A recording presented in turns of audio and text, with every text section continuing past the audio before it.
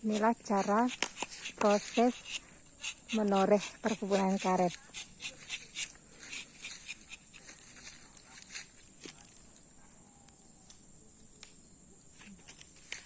Ini hasilnya ya, Bi? Halo, di sini kami mahasiswa Universitas Yogyakarta ingin mempresentasikan hasil status kami dengan judul Studi Kasus Sektor Perekonomian. Dan nama saya Oktavia Wahyuni, beserta narasumber kami yaitu Ibu Suryani dan rekan saya Tania Wahyu Wardani. Di sini kita akan mempresentasikan studi kasus sektor perekonomian mengenai perkebunan karet dan perkebunan sawit milik Ibu Suryani. Untuk bagian studi kasus bisa dijelaskan oleh Oktaviani, rekan saya, dan narasumbernya. Waktunya saya persilahkan. Oke. Nah, Bu, kelompok kami itu memilih untuk mengobservasi pada pelaku ekonomi, yaitu dengan narasumbernya Ibu sendiri. Nah, di sini kami akan mengetahui, meminta penjelasan dari Ibu tentang perkebunan karet dan perkebunan sawit. Dan kemarin kan kita sudah melakukan studi kasus mengerjakannya, dan kami akan mempresentasikan hasil pekerjaan kami tentang perkebunan sawit dan perkebunan karet milik Ibu, yang sudah pernah Ibu jelaskan kepada kami beberapa waktu yang lalu. Nah, di sini pekerjaan Ibu Suryani itu hanya ibu rumah tangga. Nah, Bu, di sini kami akan mempresentasikan hasil pekerjaan kami tentang studi kasus sektor perekonomian. Nah, di sini kami mendapatkan pekerjaan Ibu Suryani itu ibu rumah tangga sekaligus pelaku usaha tani biasa yang berumur 43 tahun. Sebelumnya Ibu Suryani hanya berladang dan membuka sawah kecil-kecilan, tetapi pada tahun 2011 dan 2012 Ibu Suryani mencoba menanam sawit dan karet di perkebunannya. Benar, Bu? Betul. Oh, ya. Bisa Ibu jelaskan sedikit, Bu, tentang perkebunan karet dan perkebunan sawit yang Ibu punya? Oh iya, untuk perkebunan karet dan perkebunan sawitnya itu ada, kita punya lahan ya, lahan karet dan sawit ya, itu kita kerjakan sendiri ya, tidak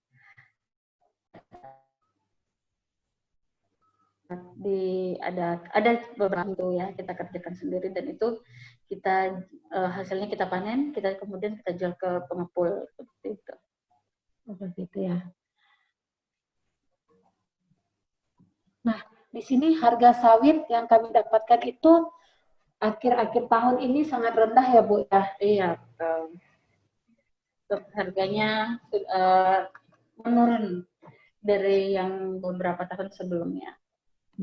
Nah, di sini Bu yang kami kerjakan sama Tania sistem produksi dari perkebunan karet dan perkebunan sawit milik Ibu, yaitu sistem produksinya yaitu dengan menggunakan bibit, menanam karet dan sawit, merawatnya seperti pembersihan lahan, pemberian pupuk, dan menyemprotkan racun untuk membasmi sekitaran perkebunan yang akan mengganggu proses produksi.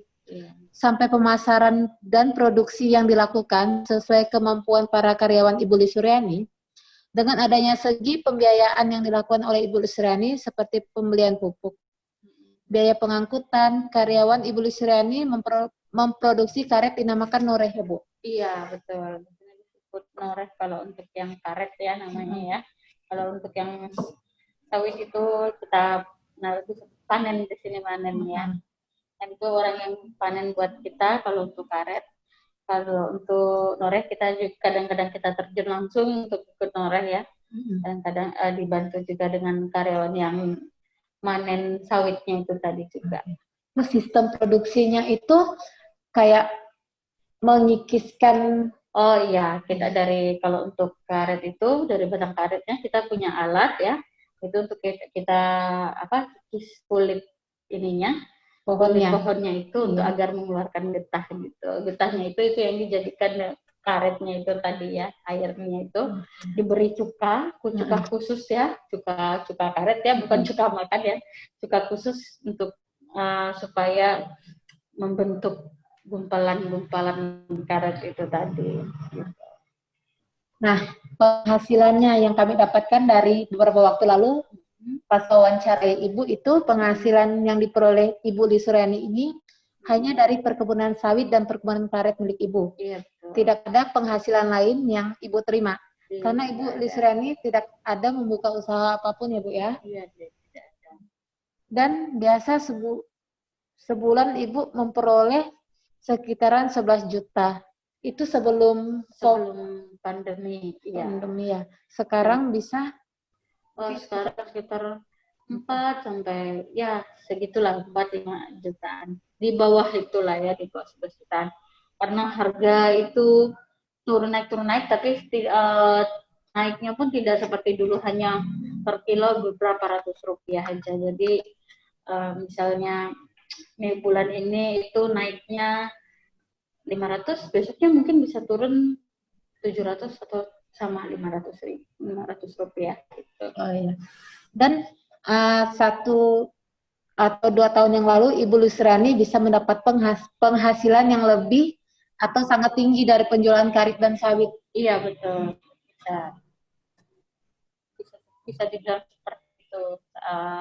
Untuk masa-masa sekarang jauh di bawah beberapa tahun sebelumnya. Terus biaya produksi Bu, harga produksinya sering mengalami frekuensi naik turun. Biaya yang dikeluarkan untuk memproduksikan sawit sedikit tinggi dibandingkan biaya produksi karet, benar Ibu? Iya, benar. Mungkin karena bahan produksi seperti pupuk dan herbisida cenderung mengalami kenaikan ya Bu ya?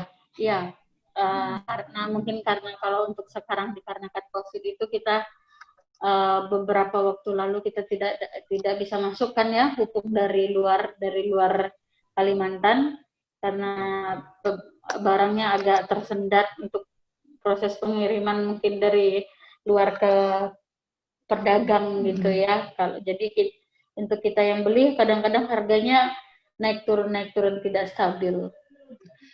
Terus biaya produksinya itu kayak pisau karetnya iya, alatnya itu seperti ya alat cuka untuk ininya ya, cuka karetnya. Terus juga biasa kita kalau untuk wadahnya, wadah tempat-tempat untuk kita mengumpulkan bakwannya itu yang bulat-bulat itu karetnya itu sendiri, air karetnya itu kita harus beli ini tempat untuk menyimpan.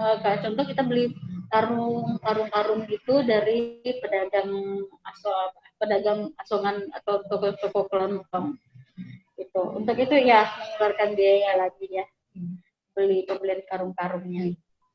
Dan ini pengeluaran rumah tangga ya Bu ya, kita bicara pengeluaran rumah tangga Ibu, pembayaran atau pembelian apapun Ibu Lisuriani ini hanya mengandalkan hasil dari penjualan sawit dan karet tersebut selama ini Bu. Iya, benar. Nah, pengeluaran rumah tangga yang lain Bu, seperti kalau untuk yang lainnya, kalau di luar makanan ya, di luar pokok itu tambah itu listrik, kemudian cicilan motor, kita juga ada pinjaman di CU ya, kalau kredit koperasi daerah setempat ya. Nah, itu seperti itu juga, bank segala macamnya gitu. Nah Bu, di sini saya dan Tania mendiagnosis permasalahan yang sedang dihadapi Ibu. Kita boleh jelaskan sedikit ya Bu ya yang kita pikirkan. Iya. Nah, poin yang pertama itu penjualan karet dan sawit diekspor ke luar negeri dan harga pun diatur oleh kualitas dari produksi karet dan sawit di luar faktor produksi. Seperti karet bisa saja harga relatif rendah karena rendahnya produktivitasnya dan masih dijual dalam bentuk mentah dengan mutu yang rendah juga. Sedangkan pada zaman sekarang kebanyakan orang lebih tertarik dengan hasil produksi yang sudah jadi ya. Iya, betul. Jadi mungkin itu kurang diminati dan mungkin harganya bisa turun Iya. karena itu juga ya Bu ya. Iya. Dan poin yang kedua yang kita dapati yaitu ketidakseimbangan antara kebutuhan masyarakat dengan faktor produksi yang tersedia dalam masyarakat. Contohnya kan kayak kelapa sawit, barang inferior, yaitu barang yang banyak diminta oleh orang-orang berpendapatan rendah, kan? Jadi kalau pendapatan bertambah tinggi, maka permintaannya terhadap barang inferior kelapa sawit sepertinya akan berkurang. Contohnya gini Bu, selama ini orang menggunakan minyak kelapa sawit dan menggantikannya dengan minyak dari jagung. Dan kenapa juga bisa turun? Karena produksi kelapa sawit tetap saja besar dan banyak, maka harga bisa saja turun. Karena kebutuhan masyarakat yang berbeda-beda, Ibu. Iya, betul sekali. Karena saking banyaknya itu tadi ya. Mungkin ya. Nah, di sini jangankan untuk mungkin pabrik, mungkin banyak. Di sini pengepulnya juga banyak. Jadi harganya bersaing.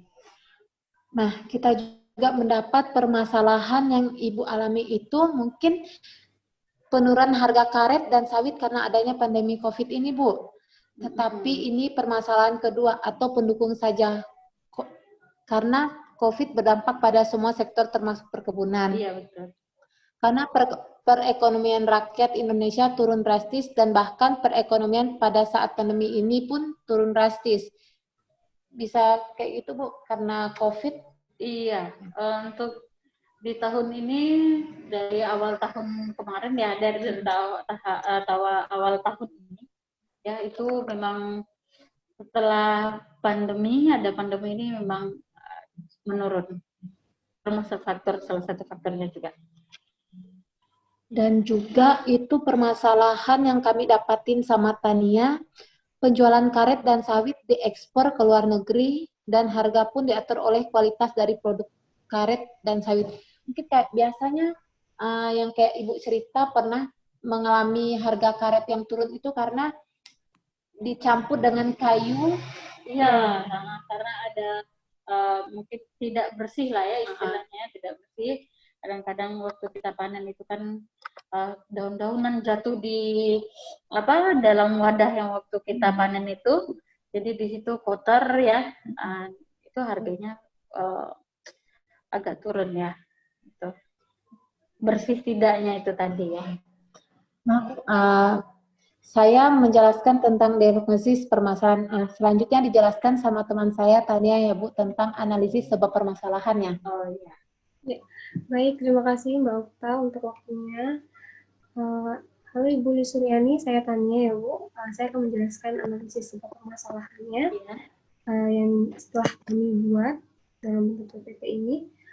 Di sini saya jelaskan dulu bahwasanya kelapa sawit ini merupakan tumbuhan industri sebagai bahan baku penghasil minyak masak, minyak industri maupun bahan bakar. Kelapa sawit ini memiliki peranan yang penting dalam industri minyak, yaitu dapat menggantikan kelapa sawit sebagai sumber bahan bakunya. Lalu karet merupakan polimer alami yang dibuat dari getah lateks pohon karet, para rubber tree atau Hevia brasiliensis. Lalu karet ini dikenal karena kualitas elastisnya adalah sebuah komoditi yang digunakan di banyak produk dan peralatan di seluruh dunia. Contohnya mulai dari peralatan industri sampai rumah tangga ya Bu ya. Lalu di sini kita bisa lihat data produksi dan harga kelapa sawit yang saya dapatkan melalui sumber Direktorat Jenderal Perkebunan ya Bu. Di sini kita bisa lihat bahwasanya harga karet dan kelapa sawit pada tahun 2017 dan 2019 ini mengalami harga yang lumayan tidak bisa dipastikan ya Bu ya untuk harga dan produksinya. Iya benar. Harganya cenderung naik turun terus kalau untuk beberapa tahun terakhir, betul. Oh baik. Lalu untuk daftar harga kelapa sawit di sini juga tertera untuk harga inti sawitnya itu pada tahun 2020 ini sekitar 4 ribuan ya Bu, betul? Betul sekali. Betul ya betul. Bu. Dan ini sini juga bisa tertera, bisa kita lihat produksi karet menurut provinsi di Indonesia pada tahun 2016 dan 2020. Lalu saya akan jelaskan pokok permasalahan yang Ibu Lisuryani alami ya Bu ya. Di sini Ibu Lisuryani merupakan salah satu pemilik kebun karet dan kelapa sawit yang ada di Kalimantan Barat, lebih tepatnya di Kabupaten Sanggau.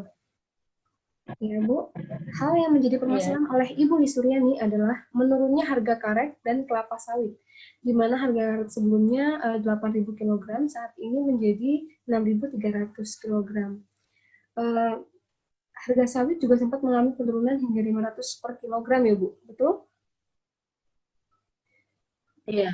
Iya, dan di sini kita juga mendapati hal ini disebabkan oleh hujan yang kerap datang di malam hari dan tentunya adanya dampak dari COVID-19 yang sudah beberapa bulan ini kita hadapi. COVID-19 membuat dua negara, yakni Cina dan India, pembeli terbesar minyak kelapa sawit Indonesia, memberlakukan karantina wilayah untuk menahan penyebaran COVID-19. Selain itu, adanya faktor internal yang dipengaruhi juga oleh COVID-19, yaitu pengurangan jumlah kerja sekitar kebun karena dikhawatirkan akan memperluas penyebaran virus. Betul ya Bu, jadi kayak banyak perkebunan itu yang pegawainya dipulangkan karena untuk mengurangi penyebaran virus yang ada ya Bu? Iya betul sekali. Iya.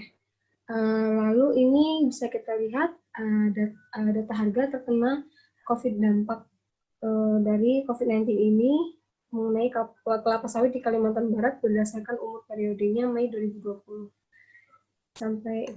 Lalu saya akan menjelaskan solusi permasalahan dan gagasan kreatif yang kita dapati ya Bu untuk permasalahan yang Ibu Lisuryani hadapi ini. Upaya-upaya yang dapat Ibu Lisuryani lakukan menurut pendapat kami ini untuk meningkatkan harga karet yaitu memberikan bantuan pupuk yang berkualitas dengan dosis yang baik. Upaya ini merupakan langkah penting dalam memelihara pohon karet agar hasilnya produksi menjadi optimal. Penggunaan pupuk yang dimaksud di sini adalah pupuk majemuk dengan komunikasi pupuk tunggal dengan hati-hati. Beberapa prinsip pemberian dosis juga pupukan ini petani harus mempertimbangkan kesuburan tanah dan hara dari tanaman tersebut. Lalu memberikan bantuan asam semut sebagai pembeku getah karet.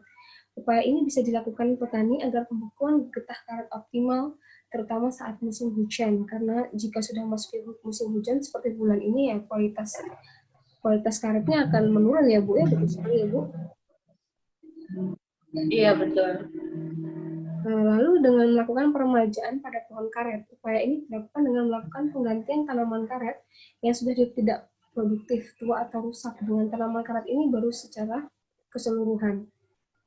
Berikut persyaratan pohon karet yang dilakukan untuk peremajaan, yaitu umur tanamannya lebih dari 25 tahun, tingkat kerusakan bidang sadap minimal 60%, produksi per hektarnya di bawah batas minimum nilai ekonomis yaitu kurang dari 250 kg karet kering. Lalu kerapatan tanaman kurang dari 100 pohon per hektarnya. Lalu saran kami selanjutnya melakukan pola disverifikasi, yaitu di mana disverifikasi ini merupakan penganekaragaman usaha tani baik secara vertikal dan horizontal. Lalu untuk meningkatkan harga kelapa sawit, kita juga memberikan saran dan upayanya. Upaya yang bisa dilakukan adalah dengan melakukan peremajaan kelapa sawit. Hal ini pun terdapat pada Peraturan Menteri Pertanian tentang Pedoman Peremajaan Perkebunan Kelapa Sawit pada Pasal 2 dan Pasal 4. Lalu melakukan rehabilitasi kebun. Upaya ini untuk memperbaiki kondisi kebun yang tidak terawat melalui penyihatan tanaman, perbaikan perawatan, dan meningkatkan populasi tanaman dan dengan penyisipan. Lalu melakukan pemupukan dengan jadwal dan dosis yang tepat. Beberapa pupuk yang dapat digunakan untuk kelapa sawit yaitu urea, dolomit, borote, ZA, TSP, dan zuprum, dan ferit. Lalu melakukan pemberantasan hama dan penyakit. Upaya ini dilakukan agar dapat mempertahankan produktivitas. Berikut saran-saran yang sudah kita berikan ya Bu. Untuk Ibu Lisuryani sendiri bagaimana? Menurut Ibu, apakah presentasi kita ini sesuai dengan yang Ibu alami dan saran yang kita berikan itu bisa Ibu Lisuryani lakukan atau terima begitu Bu? Bagaimana respon Ibu? Oh iya, kalau untuk ini sudah juga sebelumnya juga udah dijelaskan juga ya. Ya, kalau untuk beberapa permasalahan gitu benar itu udah kita alami, dan untuk apa tadi solusi yang diberikan memang beberapa poin itu kita juga sudah mulai membuat seperti itu ya, untuk seperti peremajaan, pembersihan. Kalau untuk pembersihan lahannya sendiri, kalau untuk sawit ya kita mulai memberikan pembersihan lahan di sekitar tanaman sawit sama karetnya. Baik. Pemberian pupuk untuk sawit ya itu juga kita lakukan. Tapi untuk ya kalau untuk pupuk kita memang jenis-jenisnya itu kita masih belum paham juga ya jenis-jenisnya. Mungkin dengan ini kita bisa coba mengikuti jenis-jenis pupuk yang tadi disebutkan ya. Iya, baik. Oke, untuk Mbak Okta mungkin ada yang ingin disampaikan?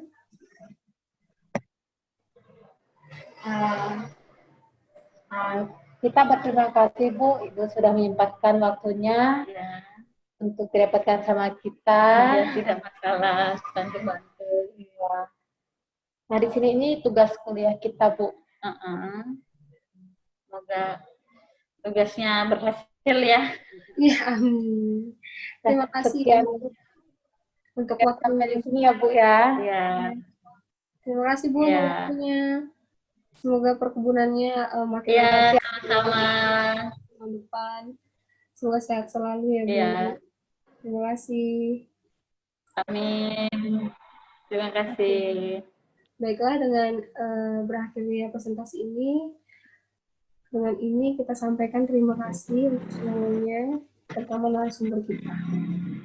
Dan terima kasih juga untuk bantuannya Mbak Okta, dikarenakan kita hanya bisa melalui daring. Ya, terima kasih.